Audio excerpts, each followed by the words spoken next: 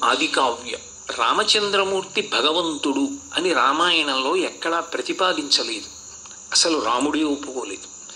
నేను భగవంతుడను అని రాముడు ఎక్కడా ప్రకటించలేదు. రాముడితో సమానమైన స్థాయిని పోని పొందినవాడు ఎవరైనా ఉంటాడా అని మీరు పరిశీలనం చేస్తే శ్రీరామాయణ కాలంలో సీతమ్మని విడిచిపెట్టండి. ఎందుకంటే సీతారాములు అభిన్నులు, ఇద్దరు ఒకటే. శక్త్యా లోభయితుం నాహం ఐశ్వర్యేణ ధనేన వా అనన్యే రాఘవేణాహం భాస్కరేణ ప్రభాయథ అని ఆ తల్లి చెప్పింది సుందరకాండలో. సూర్యుని యొక్క ప్రభ, పాలు పాల యొక్క తెలుపు, పానకము యొక్క తీపి, చంద్రుడి కాంతి ఎలా విడివిడి ఉండవో నేను రామచంద్రమూర్తి అలా విడి ఉండే వాళ్ళము కాము అని చెప్తుంది. ఇద్దరు ఒకటే. శివశక్త్యాయుక్తో యది భవతి శక్త ప్రభవితిం నచే దేవం దేవో నఖలు కుశల స్పందితుమపి అని శంకర భగవత్పాదులు చెప్పినట్టుగా. అయితే ఆయనతో ఉన్నటువంటి వానరులు కాని, బోయవాడైన గుహుడు కాని, లేదా నరులు కాని, మహర్షులు కాని రాముడు ఎంత పూజింపబడ్డాడో అంతగా పూజింపబడిన వాళ్ళు మీకు రామాయణంలో కనపడరు. ఒక్క హనుమ వినా. ఒక్క హనుమ మాత్రం బాలకాండలో కనపడరు, అయోధ్యకాండలో కనపడరు, అరణ్యకాండలో కనపడరు. అప్పటికి రామాయణంలో 3 కాండలు అయిపోయాయి. 7వ కాండైన ఉత్తరకాండ దక్షిణ దేశంలో ఎక్కువ మంది చదవరు. 6 కాండలలో 3 కాండలు అయిపోయిన తర్వాత 4వ కాండలో కిష్కింధ కాండలో హనుమ కనపడతారు. 4వ కాండలో కనపడినటువంటి హనుమ యథార్థమునకు రామచంద్రమూర్తి ఎంత పూజింపబడతారో హనుమ కూడా అంతగానూ పూజింపబడతారు. ప్రతి గ్రామం ముందు కూడా 50 ఏసి 60 ఏసి అడుగుల ఎత్తు ఉన్నటువంటి అభయాంజనేయ స్వామి వారి యొక్క మూర్తులు పెట్టబడి ఉంటాయి. ఆబాల గోపాలం చేత ఆరాధింపబడేటటువంటి దైవం హనుమ. రామచంద్రమూర్తి తర్వాత మళ్ళీ రామాయణంలో ఆ స్థాయిని పొందినటువంటి వ్యక్తి ఎవరైనా ఉంటే అది హనుమ వినా ఇంకొకరు కారు. హనుమ యొక్క జీవితంలో పరమాద్భుతమైన విశేషం ఏమిటంటే రాముడు రుణం ఉంచుకోలేదు ఎవ్వరిది. రాముడికి ఎవరైనా ₹1 ఉపకారం చేస్తే 16 రూపాయల ప్రత్యుపకారం చేసేసాడు తప్ప వారి వలన నేను కృతజ్ఞత పొందాను, వారి వలన నేను ఉపకారం పొందాను, వారికి నేను కృతజ్ఞుడను, వారికి నేను ప్రత్యుపకారం చెయ్యలేదు అన్న మాట రాముడి జీవితంలో కనపడదు. మీరు ఎప్పుడైనా రాముడు ప్రత్యుపకారము అని రామాయణాన్ని పరిశీలించండి. అసలు రాముడు ఉంచుకోడు ఉపకారాన్ని, వెంటనే ప్రత్యుపకారం చేస్తాడు. అటువంటి రామాయణంలో నేను నీకు తిరిగి ప్రత్యుపకారం చెయ్యలేను అని కౌగలించుకొని ప్రకటనంగా ఆ మాట ఎవరితో చెప్పాడు అంటే ఒక్క స్వామి హనుమకే చెప్పారు. అవతార పరిసమాప్తి కాలంలో మదంగే జీర్ణతాం యాతు యత్వయోపకృతం కపీ నరః ప్రత్యుపకారాణం ఆపత్సాయ అతిపాత్రతాం అని చెప్పారు. హనుమ సాధారణంగా లోకంలో ఒకరి వలన ఉపకారాన్ని పొందితే తిరిగి ఎవరి వలన ఉపకారం పొందారో వారికి ప్రత్యుపకారము చెయ్యాలి, అది మర్యాద. అలా ప్రత్యుపకారం చెయ్యకుండా కేవలము ఉపకారము చేయించుకుని కృతజ్ఞుడై మరిచిపోయినటువంటి వాడికి నిష్కృతి లేదు. రామాయణం కిష్కింధకాండలోనే లక్ష్మణస్వామి అంటాడు, బ్రహ్మగ్నే చ సురాపే చ చౌరే భగ్నవ్రతే తథా నిష్కృతిర్విహితా సిద్భి కృతజ్ఞో నాస్తి నిష్కృతి అంటాడు. బ్రహ్మహత్య చేసినటువంటి వాడికి, సురాపానం చేసినటువంటి వాడికి, బ్రహ్మగ్నే చ సురాపే చ చౌరే దొంగతనం చేసిన వాడికి, ఒక వ్రతం చేస్తానని నీళ్లు ముట్టుకుని ప్రతిజ్ఞ చేసి వ్రతం చెయ్యకుండా మాట తప్పిన వాడికి కూడా నిష్కృతి ఉందేమో కానీ ఉపకారమును పొంది ప్రత్యుపకారము చెయ్యని వాడికి మాత్రం నిష్కృతి లేదు. అందుకే రాముడు ఒక్క హనుమ విషయంలో మాత్రం హనుమని కౌగిలించుకొని ఒక మాట చెప్పారు, మదంగే జీర్ణతాం యాతు యత్వయోపకృతం కపేహి. ఓ హనుమ, నువ్వు నాకు ఏ ఉపకారమును చేశావు ఆ ఉపకారము నా శరీరమునందు జీర్ణమైపోవుగాక. నేను నీకు తిరిగి ప్రత్యుపకారం చెయ్యలేను.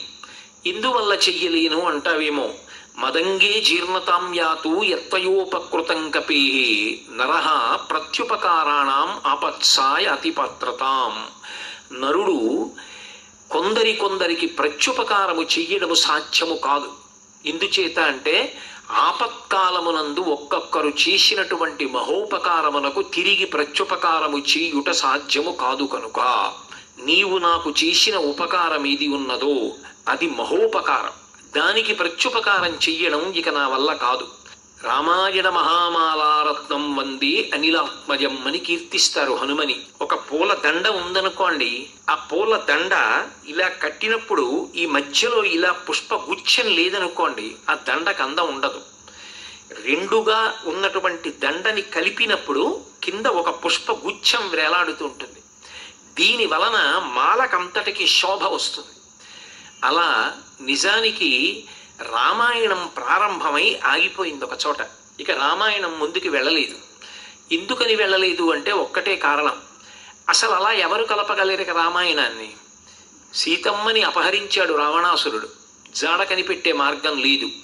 కొన్ని కోట్ల మంది రాక్షస వీరుల చేత పరివేష్టింపబడి ఉన్నటువంటి కాంచనలంకా పట్టణంలోకి ప్రవేశించి సీతమ్మ జాడ కనిపెట్టి వెనక్కి రాగలిగినటువంటి మొనగాడు ఉండడు.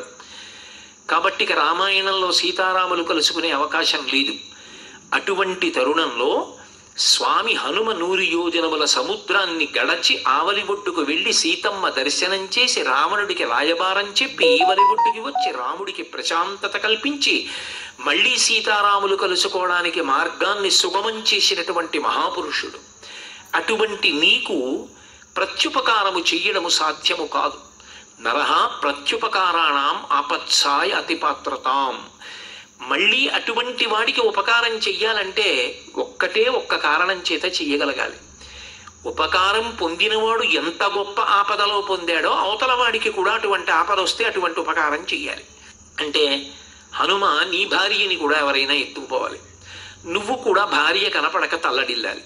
అప్పుడు నేను వెళ్ళి జాడ కనిపెట్టాలి. నీకటువంటి ఇక్కట్టు రాదు. నా ఆశీర్వచనం ఉంది. కాబట్టి నీ రుణం నేను ఎలా తీర్చుకుంటాను? తీర్చుకోలేను కనుక నేను ఒక్కటే చేస్తాను, నిన్ను ఆలింగనం చేసుకుంటాను. మదంగీ జీర్ణతాం యాతు యత్వయోపకృతం కపేహి.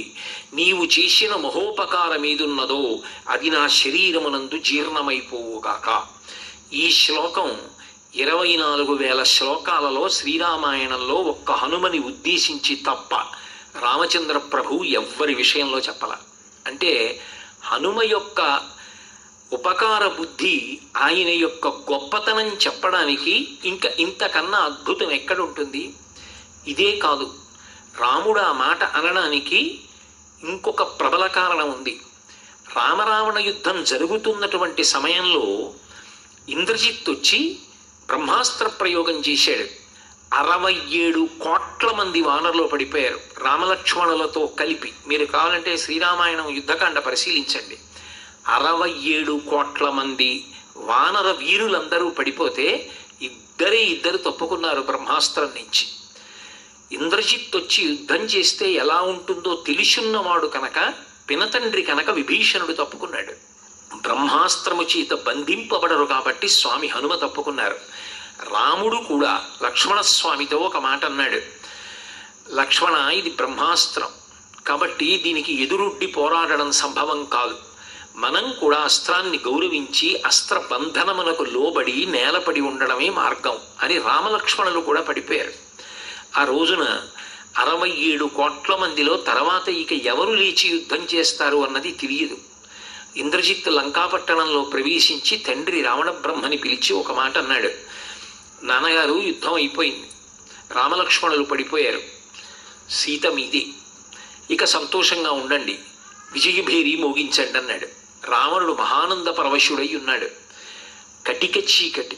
ఆ సమయంలో 2 కాగడాలు పట్టుకుని విభీషణుడు హనుమ ఇద్దరూ కలిసి పడిపోయినటువంటి వానర వీరులందరి యొక్క ముఖాల వంక చూస్తున్నారు.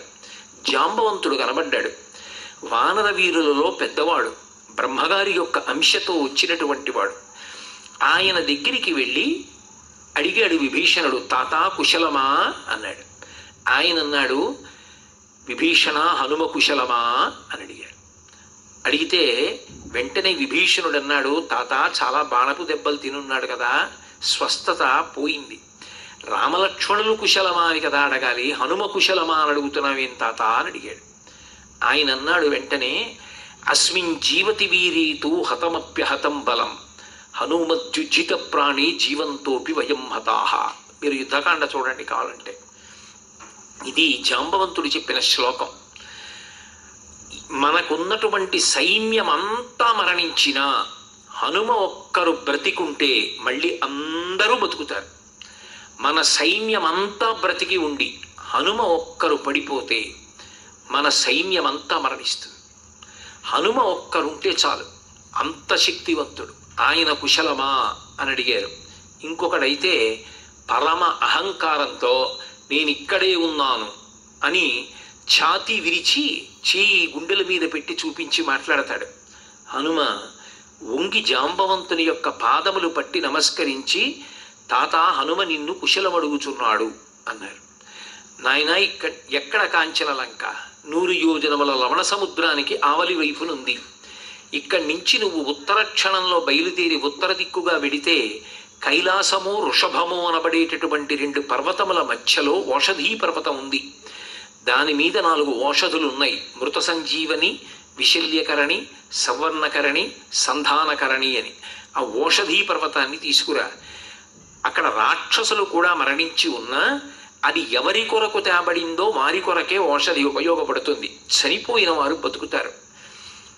సువర్ణకరణి తేజస్సు కోల్పోయిన వాళ్ళు, రక్తం విశేషంగా పోయిన వాళ్ళు మళ్ళీ రక్తం పట్టి తేజస్సు పొందుతారు.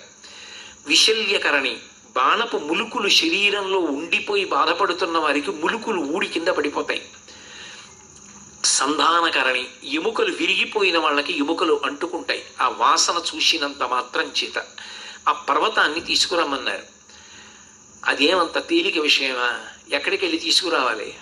ఉత్తర క్షణంలో ఒక మెరుపు మెరిసినట్టుగా వెళ్ళారు. మనోజవం మరుతతుల్య వేగం జితేంద్రియం బుద్ధిమతాం వరిష్టం వాతాత్మజం వానరయూధ ముఖ్యం శ్రీరామదూతం శిరసా నమామి. మహానుభావుడు వెంటనే ఉత్తర దిక్కుకెళ్ళి ఓషధీ పర్వతం కనపడకుండా దాక్కుంటే రామకార్యానికి పనికిరాని నీ అస్తిత్వం ఎందుకని పెకలించి తీసుకొచ్చి వానర వీరులందరూ తిరిగి జీవాన్ని పొంది లేచిన తరువాత మళ్ళీ ఆ పర్వతాన్ని యథాస్థానంలో తీసుకెళ్లి ఉంచేసి వెనక్కి తిరిగి వచ్చారు. అంతేగాని పర్యావరణాన్ని పాడు చేయడం పనికొచ్చింది కదా అని చెప్పి ఆ పర్వతాన్ని తీసుకొచ్చి అక్కడే ఉంచడం, ఇటువంటి పిచ్చి పనులు హనుమ చెయ్యలేదు. ఆయన లేనినాడు అసలు రామాయణం అనేటటువంటి దండ 2గా ఉన్నది 1గా కలవదు. అందుకే రామాయణ మహామాలారత్నం వందే అనిలాత్మజం. శ్రీరామాయణంలో ఒక చమత్కారం ఉంటుంది. మీరు జాగ్రత్తగా గమనిస్తే రామాయణం కథంతా కలిపి 3గా ఉంటుంది. ఎలా అంటే 1 సీతారాములు కలవడం, 2 సీతారాములు కలవడం, 3 సీతారాములు కలవడం. అంతే రామం. మీరు జాగ్రత్తగా గమనించండి. ఎప్పుడైనా ఈ 3 సార్లు కలవడానికి 3 ప్రధాన హేతువులు ఉంటారు. కీర్తి అంతా వాళ్ళదే రామాయణంలో.